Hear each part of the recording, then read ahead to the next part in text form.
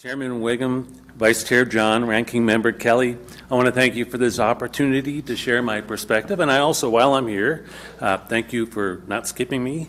But also, I want to say hi to my good friend, Representative Dean. Representative Dean, we've known each other for 35 years now. Good to see you.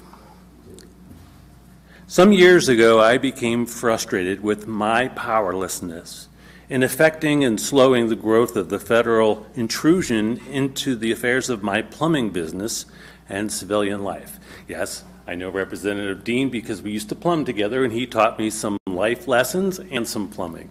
So he's important to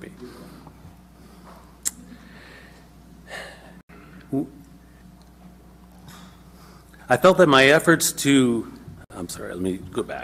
I felt that my efforts to organize opposition to federal policies was like playing whack-a-mole with issues and a futile effort, since I had no real voice in federal affairs. You know, whack-a-mole, the carnival game, the one thing over here, and you want to address an issue or a concern, and while you're working over here to try to batten that down, 500 other things pop up, and you can't handle everything.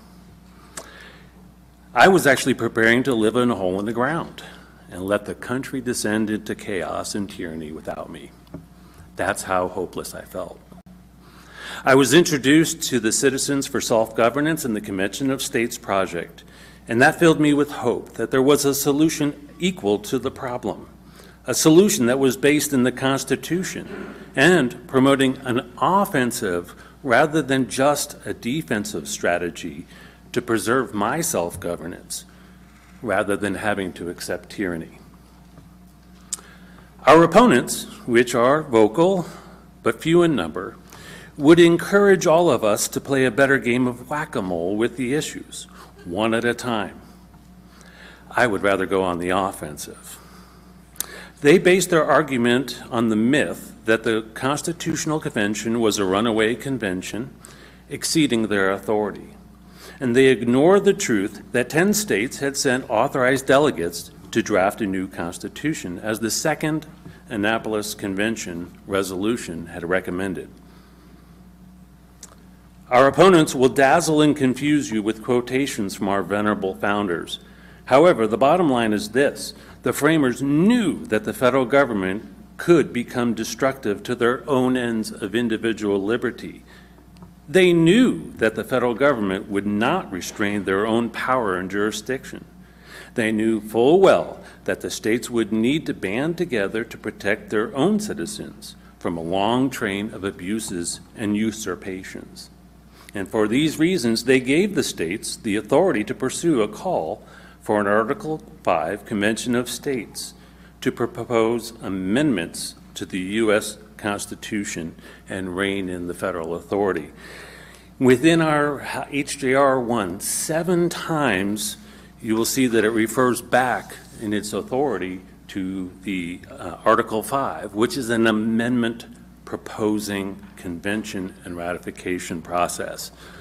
You will see it in our HJR 1 on line 2, 23, line 27, line 35, line 44, line 60, and line 80. And I would like to ask you all, being on the committee, to do me a small favor. Obviously, yes, I'd like you to pass HJR 1 and allow it to go to the House floor for a vote. But when our opposition comes, and when it comes, I would like to ask you and invite you to ask them several questions. Have you read HJR 1?